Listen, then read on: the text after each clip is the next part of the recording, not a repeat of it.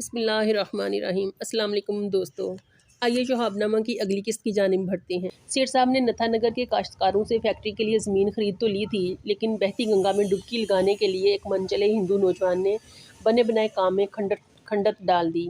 उसने किसान सहायता परिषद के नाम से एक अंजमन बनाकर ऐलान कर दिया कि किसानों को धोखा देकर ज़मीन औने पौने दामों खरीदी गई है और जब तक उनके साथ इंसाफ नहीं होता फैक्ट्री की तामीर शुरू नहीं हो सकती।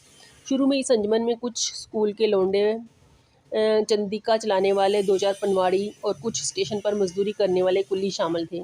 दिन भर के काम से फारिग होकर वो कागज़ की स्याह झंडियाँ लेकर जुलूस की सूरत में निकलते थे और गली कूचों का चक्कर लगाने के बाद इस कतई ज़मीन में मीटिंग मुनक्कद करते थे, जिसके गिर्द सेठ साहब के इंजीनियरों ने चूने की लकीर खींचकर फैक्ट्री की निशानदेही की हुई थी। रोज़ बरोज़ तमाशबीनों की तादाद में इजाफा होता गया और रफ्ता रफ्ता अपने फुर्सत के औकात में हर किस्म के लोग बड़े शौक़ से जोक द जोक इन मीटिंगों में शामिल होने लगे। सरेशाम फैक्ट्री की ज़मीन वाला कत्ता, इनकलाब जिंदाबाद, मूर्ख सेठ नाश हो, हिंदुस्तान छोड़ दो, नेताजी, जय हिंद जैसे अनवाओं अक़साम के नारों से गूंजने लगता। नारे लगाने वालों में अक्सर को ये इल्म ना था कि वो किस गर्ज से इन हरकत में इस कदर ज़ोर शोर से हिस्सा ले रहे हैं, लेकिन नारों की वबा हैज़े की तरह फैलती गई और नथानगर के मुज़ाफ़ात बड़ी सूरत से इसकी जद में आने लगे। नथानगर में मुझे कोई नहीं पहचानता था, इसलिए दो चार रोज़ मैंने बड़ी आज़ादी से घूम फिर कर वहाँ के हालात का जायज़ा लिया। रोज़ों के दिन थे, मैं अफ्तार एक मस्जिद में करता, तरावी के लिए किसी दूसरी मस्जिद में चला जाता। ये देखकर मुझे बड़ी हैरत हुई कि झगड़ा तो सेठ के साथ फैक्ट्री की ज़मीन का था, लेकिन नारे बिल्कुल सियासी नोयत के लग रहे थे और खौफो हरास बेचारे मुसलमानों में फैला हुआ था। मारो घुटना फूटे आँख, मुसलमानों का फैक्ट्री की ज़मीन से कोई वास्ता ना था, ना कांग्रेस के सियासी नारों से कोई ताल्लुक़ था। फिर भी उनके अज़हान खौफ और ख़तरे के एक आहनी शिकंजे में बुरी तरह जकड़े हुए थे। दिन भर उनके चेहरों पर हवाइयाँ सी उड़ी रहती थीं और सरेशाम वो अपने छोटे छोटे तारीख घरों के किवाड़ बंद करके नथानगर के गली कूचों से बिल्कुल गायब हो जाते थे। रात की तारीकी में एक दो छकड़े भी आते थे। कुछ मुसलमान ख़ानदान इनमें अपना सामान लादकर और सहमी हुई औरतों और हरासा बच्चों को सवार करके उन्हें अंधेरे ही अंधेरे में बड़ी खामोशी से रुखसत कर देते थे। नथानगर से मुसलमानों का ये पुरस्रार इनखला देखकर मैंने वहाँ के पुलिस इंस्पेक्टर बशीर नाथ तिवारी से इसकी वजह पूछी, तो उसने बगला भगत बनकर अपनी फैली हुई तोंद पर हाथ फेरा और मेरी आंखों में धूल झोंकने की बड़ी भोंडी सी कोशिश की। हजूर, बशीर नाथ तिवारी ने मेरी मालूमात में इजाफा किया कि मुसलमान लोग आजकल रोज़ा रखते हैं, इसके बाद ईद होती है। ये लोग त्यौहार मनाने के लिए अपने बाल बच्चों के साथ रिश्तेदारों के यहाँ जाया करते हैं। नथानगर के मुसलमान बड़े मफलूकुल हाल और गरीब लोग थे। मैंने पुलिस इंस्पेक्टर से दरियाफ्त किया कि ऐसे मुखलिस इंसान अपने बाल बच्चों के साथ छकड़ों पर सामान लाद कर फ़कत ईद मनाने की गर्ज से इस कदर कसीर तादाद में कहाँ जा सकते हैं। हजूर, यहाँ का ऐसा ही दस्तूर है, इंस्पेक्टर ने कतियत के साथ जवाब दिया और नथानगर के मुसलमानों के साथ अपने जुमला फ़राज़ मनसबी से कुलियतन बरीज़िम्मा हो गया। पुलिस इंस्पेक्टर से मायूस होकर मैंने बराह रास्त मुसलमानों से पूछगिछ शुरू कर दी। बीसियों घरों में जाकर दरियाफ्त किया कि वो लोग इस कदर परेशान क्यों हैं और अपने अहलो याल और मालो असबाब के साथ नथानगर क्यों छोड़ रहे हैं। मस्जिदों में बहुत से नमाजियों से कुरेद का सवाल किए, लेकिन सबका बस यही एक जवाब था कि बाबू ख़तरा है। क्या ख़तरा है, किससे ख़तरा है, इस बात की वजाहत करने पर कोई भी आमादा ना था। एक मस्जिद के पेश इमाम ने मुझे सिर्फ इतना बताया कि मुसलमान किसी सरकारी अफसर के सामने मुंह खोलने की हिम्मत ना करेगा, क्योंकि उन्हें ये खौफ भी है कि उन्होंने अगर सचमुच खरी खरी बात कह दी तो मुकामी पुलिस उन्हें फ़ौरन शर अंगेज़ अफवाहें फैलाने के इल्ज़ाम में धर लेगी। नथानगर के मुसलमानों को इस कदर लबस्ता पाकर एक रात में भागलपुर के बैरिस्टर नूरुल हसन के यहाँ चला गया और उनसे दरख्वास्त की कि इस मुअम्मा की अक़दा कुशाई में वो मेरी रहनुमाई फरमाएँ। पहले तो वो बड़ी देर तक टाल मटोल करते रहे, लेकिन मेरे इस मुसलसल इसरार करने पर उन्होंने मुझसे हलफ लिया कि अगर नथानगर में कभी कोई इंक्वायरी होती है तो मैं हरगिज़ किसी को ये ना बताऊँगा कि मुझे कोई मालूमात बैरिस्टर नूरुल हसन से भी हासिल हुई थी। मैंने बड़ी खुशी से हलफ उठाकर उन्हें यकीन दिलाया कि किसी जगह किसी सूरत में उनका नाम कभी भी नहीं आएगा। मेरी यकीन दहाने से मुतमईन होकर बैरिस्टर साहब ने अपनी अंग्रेज़ बीवी को दूसरे कमरे में भेज दिया, ड्राइंग रूम की खिड़कियां और दरवाजे बंद किए और मेरे कान के पास मुंह लाकर हल्की हल्की सरगोशी में बताया कि पिछले 10-12 बरस से ये रिवाज चल निकला है कि नथानगर में जब कोई नई फैक्ट्री तामीर होने लगती है तो उस वक्त वहाँ पर एक आध हिंदू मुस्लिम फसाद ज़रूर होता है। सेठ साहिबान हिंदू काश्तकारों से फैक्ट्री के लिए ज़मीन का सौदा करते हैं। कुछ लोग कीमतें बढ़ाने के लिए किसानों से एजिटेशन शुरू करवा देते हैं। रफ्ता रफ्ता ये एजिटेशन सियासी रंग पकड़ लेती है। इस मरहले पर भागलपुर की राष्ट्रीय स्वयं सेवक सिंह का सदर कुमार इंदर देव नारायण सिंह सेठू से मुंह मांगी रकम वसूल करता है और इसका सेक्रेटरी सत्यनारायण पांडे अपने मुसल्ला गुंडे मुसलमानों पर छोड़कर हिंदू मुस्लिम फसाद करवा देता है। कुछ मुसलमान मारे जाते हैं, चंद मुसलमान लड़कियां अगवा हो जाती हैं। हिंदू किसान अपनी एजिटेशन को भूलकर बड़ी दिलजमी से मुसलमानों की लूटमार में मसरूफ़ हो जाते हैं। रात भर की लूटमार के बाद इलाके में कर्फ्यू नाफिज कर दिया जाता है। कर्फ्यू की आड़ में कमिश्नर या कलेक्टर फैक्ट्री का संग बुनियाद रख देता है। सेठ साहबान गवर्नमेंट के किसी फंड में खातर खा अतिय का ऐलान फरमा देते हैं और इस तरह नथा नगर में बड़ी खुश असलूबी से एक नई फैक्ट्री का इजाफा हो जाता है। क्या इस बार भी सेठ बद्री प्रसाद झंझनिया ने कुमार इंदर देव नारायण सिंह के साथ कोई साजबाज की है? मैंने पूछा। बैरिस्टर नूरुल हसन साहब ने अपने बंद ड्राइंग रूम में घबराकर इधर उधर देखा और फिर अपने होंठों को ऐन मेरे कानों के पास लाकर बोले, सुनने में आया है कि इस बार 50,000 रुपये में सौदा तय हुआ है। अगला सारा दिन मैंने भागलपुर कलेक्ट्रेट के रिकॉर्ड रूम में सर्फ किया। पिछले 10 बरस के दौरान नथानगर में जितनी नई फैक्ट्रियाँ लगी थीं उन सब की फाइलें निकाल कर पढ़ीं। बाकी बैरिस्टर नूरुल हसन साहब की बात हरफ बहरफ सच थी। हर फैक्ट्री की बुनियाद हिंदू मुस्लिम फसादात पर खड़ी हुई थी। लेकिन ये अजीब बात थी कि इन फसादात के सिलसिले में ना कहीं कुमार इंदर देव नारायण सिंह का नाम आता था, ना सत्यनारायण पांडे का, बल्कि पुलिस और मजिस्ट्रेटों की तहकीकाती रिपोर्टों में बिल इल्ज़ाम मुसलमान ही मरूद इल्ज़ाम थे। नथानगर में कुछ मज़ीद तहकीकात के बाद एक रोज़ मैंने राय बहादुर सेठ बद्री प्रसाद झंझनिया को अपने दफ्तर में तलब किया। राय बहादुर बदामी सिल्क की शेरवानी और सफ़ेद बुराक धोती में मलबूस, जरीदार पगड़ी पहने और माथे पर 1.5-2 इंच लंबा पान के पत्ते की शक्ल का तिलक लगाकर खरामा खरामा तशरीफ़ लाए और कुर्सी पर बैठते ही उन्होंने सरकार वाला मद्दार के साथ अपनी ख़ानदानी वफ़ादारी पर एक तवील तकरीर झाड़ दी। मैंने हुकूमत के साथ उनकी खैर सगालियों और वफ़ा शायरों की जी भर कर तारीफ़ की और साथ ही कहा, सेठ साहब आप अपने वक्त के हातमताई भी तो हैं। कार खैर में आपके फ़ियाज़ाना चंदों की शोहरत दूर दूर तक फैली हुई है। मेरी इस बात पर सेठ मान मुहतात होकर बैठ गए। उनके दिल में यह खतरा उभरा, इस तमहीद के बाद गालिबन मैं उनसे किसी फ़ंड के लिए चंदा मांगने वाला हूँ। इसलिए वसीयत तकद्दुम के तौर पर वो बोले, अरे जनाब कहाँ के हातम ताई, दिन रात कोल्लू में जुत कर टुक्कर कमाते हैं। जब कभी परमात्मा की दया होती है तो हजूर लोगों की सेवा भी कर लेते हैं। आजकल हाथ बड़ा तंग है। इस फैक्ट्री के झंझट ने सारा कारोबार ठप कर दिया है। सेठ जी आपका हाथ कब तंग होता है? मौका पाकर मैंने तुरुप का पत्ता फेंका। अभी तो आपने कुमार इंदर देव नारायण सिंह को 50,000 रुपये का दान दिया है। ये सुनते ही सेठ साहब को एक झटका सा लगा। उनके होंठ खुश्क होकर यूं फड़फड़ाने लगे जैसे चिड़िया का बच्चा अंडे से निकलकर ज़मीन पर गिर पड़ता है और बड़ी बेबसी से सिसक कर सांस लेने के लिए चोंच खोलता है। आप परेशान क्यों हो गए सेठ साहब? मैंने अपने लहजे में जुमानी तंज भर कर कहा। कुमार इंदर देव नारायण सिंह बड़े नेक आदमी हैं। वो आपका रुपया बड़ी ईमानदारी से उसी कार खैर में लगाएंगे जिसके लिए आपने दान दिया है। राय बहादुर सेठ बद्री प्रसाद झंझनिया के मुंह में मसनूई दांतों का जबड़ा किसी कदर ढीला पड़ गया था। अपने पोपले मुंह से उसे संभालते हुए उन्होंने कुछ कहने की कोशिश की तो मैंने बड़ी बेरुखी से उन्हें रोक दिया। राय बहादुर आप तशरीफ़ ले जा सकते हैं, मैंने रुखाई से दरवाजे की तरफ इशारा करके कहा।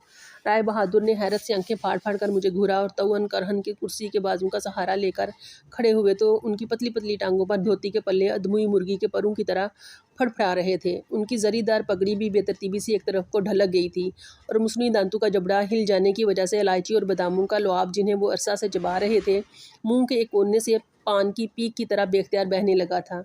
राय बहादुर ने जूं तूं करके इलायची और बादामों के लाभ का एक लंबा सा घूंट निगला और बड़ी लुजाजत से बोले, हजूर मैं आपका दास हूँ, आपने जिस सेवा के लिए मुझे बुलाया था उसका हुक्म दे, मैं हर तरह से हाजिर हूँ। मैंने तलखी से कहा, राय बहादुर कुमार इंदर देव नारायण सिंह को 50,000 का दान देकर आपने जो सेवा करनी थी वो तो कर ही चुके हैं। अब आप घर जाकर शांति से सुख की नींद सोएं।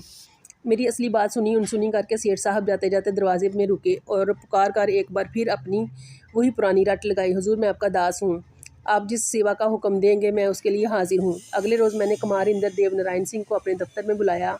उन्होंने आने से इनकार कर दिया और कहलवा भेजा कि शाम को वो क्लब में ही आ रहे हैं, जो बात करनी हो वहीं कर ली जाए। शाम के वक्त कुमार इंदर देव नारायण सिंह क्लब तशरीफ़ लाए। एक हाथ में विस्की का गिलास उठाए वो बड़े तम तराक से मेरी तरफ लपके और लहक लहक कर बोले, जनाब असिस्टेंट कमिश्नर बहादुर, अदाब अर्ज़ है, आजकल बड़ी बड़ी तलबियाँ हो रही हैं। लीजिए बंदा हाज़िर है, फरमाइए क्या हुक्म है।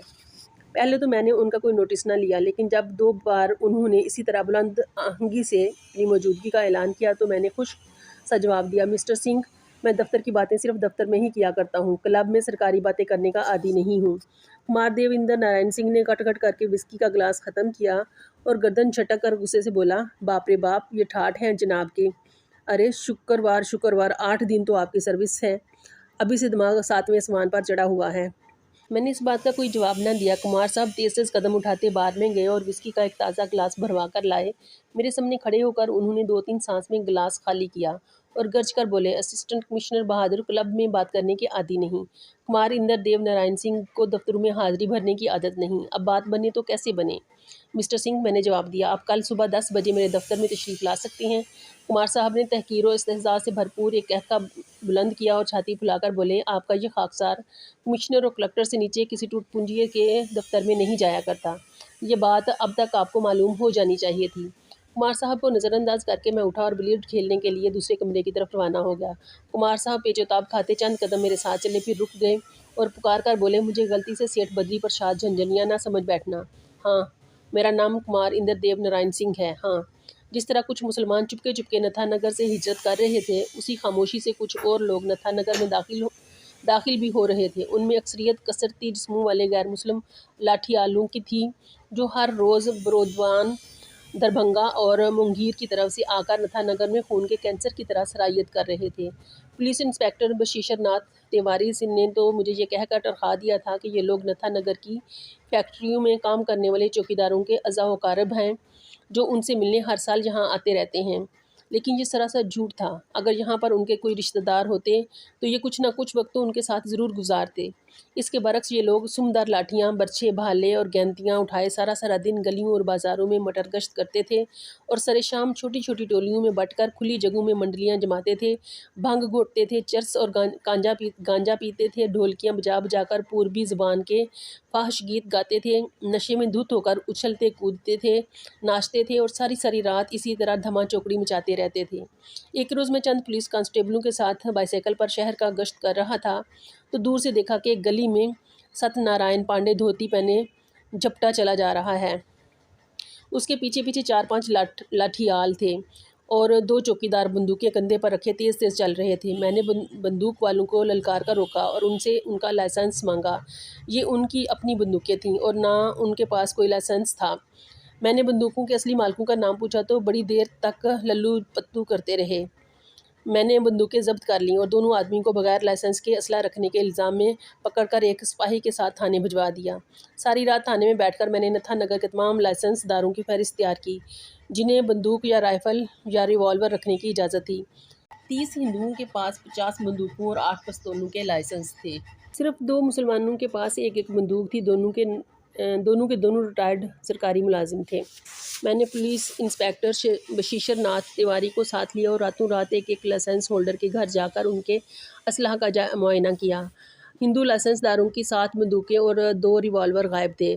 उनमें वो 2 बंदूकें भी थीं जिन्हें आज ही मैंने सत्यनारायण पांडे के जलो में जाने वाले 2 गैर मुजाज मुस्टंडों के कब्जा से छीनकर जब्त किया था। लापता असलहा के मुतल्लिक उनके मालिकों के पास बस एक ही बंदा बंदाया पामाल और फरसुदा जवाब था कि सफाई या मरम्मत के लिए भेजा हुआ है, कब भेजा है, किसके पास भेजा है, किसके हाथ भेजा है, कोई रसीद है। इन सवालों का उनके पास कोई जवाब ना था। लाइसेंसदारों की अक्सरियत बड़े बड़े सेठों पर मुश्तमिल थी। उनके असलहा की जाँच पड़ताल के सिलसिला में मुझे उनकी वसीओ अरीज़ हवेलियों के कुछ अंदरूनी हिस्से देखने का मौका भी मुयस्सर आया। एक चीज़ जो उन सब में मुश्तरक थी वो पूजा पाठ का कमरा था।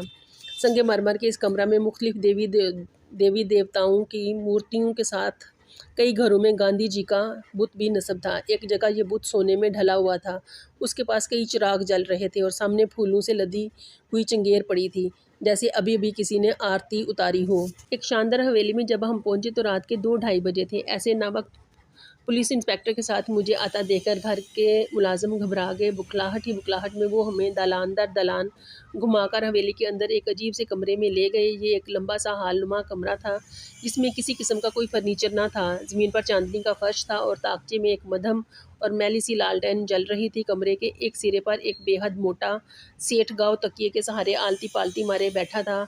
20-22 फीट के फासले पर कमरे के दूसरे किनारे एक उसी कदर मोटी सेठानी बिल्कुल उसी तरह आसन जमाए बैठी थी। दोनों एक दूसरे की तरफ मुंह किए सुमुन बुकमुन यूं बैठे थे जैसे ज्ञान ध्यान में मगन हो। दोनों के ऐन सामने छत से लोहे की दो मोटी मोटी जंजीरें लटक रही थीं। जंजीरों के जो सिरे सेठ और सेठानी के चेहरों के करीब आवेजा थे, उनमें पीतल के चमकदार गोल गोल हैंडल लगे हुए थे। ये सारा सामान मुझे बड़ा अल्फलैलवी सा नज़र आया। शायद कि ये जंजीरें सेठ के पोशीदा खजानों की कुंजियाँ हों और मियाँ बीवी इसी तरह अकड़ूं बैठकर सारी रात उनकी हिफाजत करते हों, या शायद ये जंजीरें खींचने से कमरे के फर्श में पुरस्रार सुरंगें खुल जाती हों जो पुलिस इंस्पेक्टर के साथ मुझे निगल कर ऐसे तहखानों में पहुंचा देंगी जहां से सारी उम्र हमारा किसी को नामो निशान तक न मिल सकेगा। मेरा ज़हन कुछ ऐसे ही अफसानवी ख्यालात के ताने बाने बुन रहा था कि अचानक सेठ ने अपने सामने वाली जंजीर के हैंडल को दोनों हाथों से दबोचा और उसे ज़ोर से खींचकर हाथी की तरह झूलने लगा। कुछ देर तक तगोदोग करने के बाद जब वो लष्टम पष्टम हाँफता कांपता अपनी दोनों टांगों पर इस्तादा हो गया तो ये अकदा खुला कि ये पुरस्रार जंजीरें दरअसल सेठ और सिटानी के मुटाफे का सहारा है। तो दोस्तों ये थी आज की किस्त। उम्मीद है कि आपको पसंद आई होगी। अपनी कीमती आरा और तजावीज़ का इजहार कमेंट बॉक्स में ज़रूर कीजिएगा। अगर आपको मेरी ये काविश पसंद आए तो वीडियो को लाइक और शेयर कर दें और चैनल को सब्सक्राइब भी कर दें ताकि मेरी हौसला अफजाई हो सके और मज़ीद अच्छी अच्छी तसानीफ आपके लिए लेकर आ सकूँ। तो अगली किस्त के साथ फिर मुलाकात होती है। तब तक मेरे सोने रब दे हवाले।